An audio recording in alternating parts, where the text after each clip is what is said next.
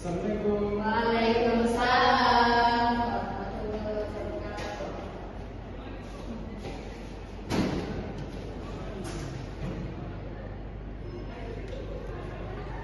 Bagaimana kabarnya anak sekarang? Alhamdulillah sehat, Pak. Baik, sebelum Bapak masuk ke pembelajaran, Bapak absen terlebih dahulu ya. Baik, Pak.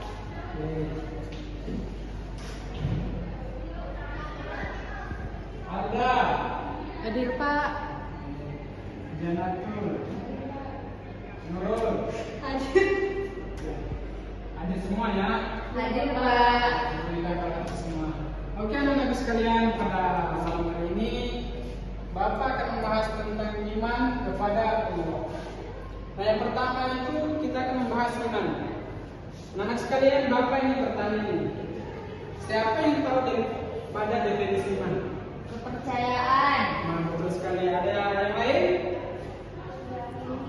Betul sekali. Jadi anak-anak sekalian, iman itu adalah percaya dan meyakini dengan segenap hati kita. Nah ini dia definisi daripada iman. Nah, iman menurut istilah itu adalah percaya dan meyakini dengan sepenuh hati dan diikrarkan dengan lisan dan dibuktikan dengan perbuatan kita. Itu adalah definisi daripada iman. Oke, next. Selanjutnya.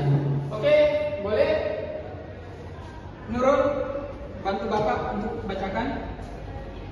Iman memuat 3 unsur. Yang pertama ada tasdik bil qaul, yang artinya membenarkan dengan hati, meyakini dengan sepenuh hati bahwa Allah itu ada, Maha Esa dan memiliki sifat-sifat yang sempurna sesuai dengan ajaran Islam.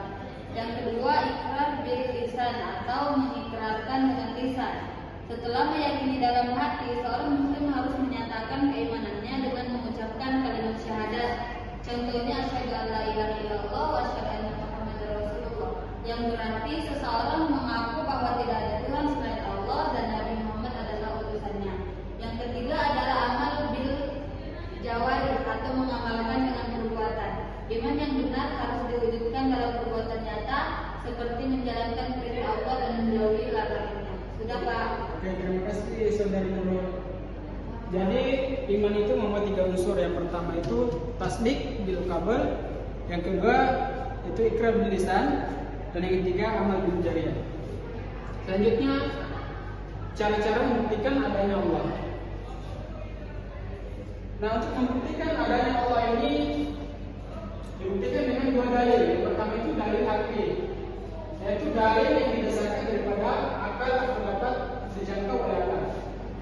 Nah, yang kedua itu dalil nakli, dalil yang bersumber langsung daripada Al-Quran dan hadis. Nah, boleh dibacakan saudari Alda artinya saja. Wahai orang-orang yang beriman, tetaplah beriman kepada Allah, Rasul-Nya, Nabi Muhammad, kitab Al-Quran yang diturunkan kepada Rasul-Rasulnya dan kitab yang diturunkan sebelumnya. Siapa yang kufur kepada Allah, para malaikatnya, kitab-kitabnya, para rasul-rasulnya, dan hari akhir kiamat, dia telah tersesat dan sangat jauh. Oke, baiklah sekalian. Inilah pembahasan kita. Sebelum Bapak lanjut, adakah anak-anak sekalian yang bertanya sebelum kita masuk ke selanjutnya? Enggak ada, Pak. Nggak ada. Oke, kalau nggak ada, Bapak lanjut ya. Iya, Pak. Selanjutnya itu pentingnya iman kepada Allah Subhanahu wa taala. Nah, pentingnya iman kepada Allah Subhanahu wa taala terbagi menjadi 3 unsur. Apa? Terbagi 3 bagian. Pertama itu motivasi. Motivasi itu menjadi sumber motivasi untuk berbuat baik dan menjauhi segala perbuatan buruk. Dan yang kedua itu hidayah, yaitu membimbing menuju jalan yang benar dan terhindar dari kesesatan. Nah, yang ketiga itu ketenangan, yaitu memberikan rasa tenang dan damai dalam menghadapi berbagai masalah. Selanjutnya kewajiban sebagai hamba Allah Subhanahu wa taala. Boleh bacakan saudari Janatul? Kewajiban sebagai hamba Allah Subhanahu wa taala yang pertama sholat. Menjalankan sholat lima waktu sebagai bentuk penghormatan kepada Allah Subhanahu wa taala. Yang kedua, puasa, menahan diri dari makan, minum, perbuatan terlarang selama bulan Ramadan.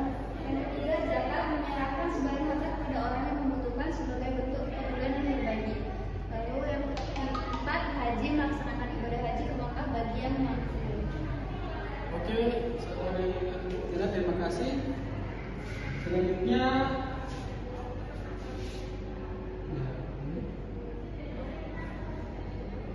selanjutnya pembahasan yang kesimpulan.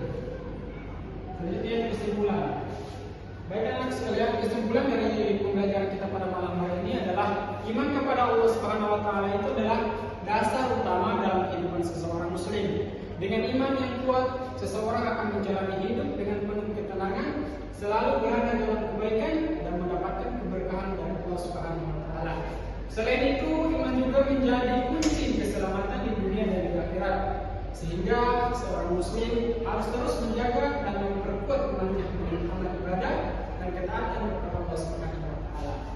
Oke, dan sekalian itulah pembelajaran kita pada malam hari ini. Sebelum Bapak tutup, adakah yang ingin bertanya? Sudah ada Pak. Oke, kalau tidak ada, Bapak cukupkan sampai di sini ya. Ya Pak. Sebelum Bapak tutup, Bapak ingin memberikan anak-anak sekalian tugas, yaitu menghafalkan dalil. Nah, dalil materi. Oke? Oke Pak. Di store di hari Jumat lah. Dihafal aja kan Pak? Oke, ya dihafal aja. Sama artinya ya. Oke Pak. Oke, baik anak-anak sekalian, itu saja pembelajaran dari Bapak. Sekian, mohon maaf apabila ada kesalahan kata.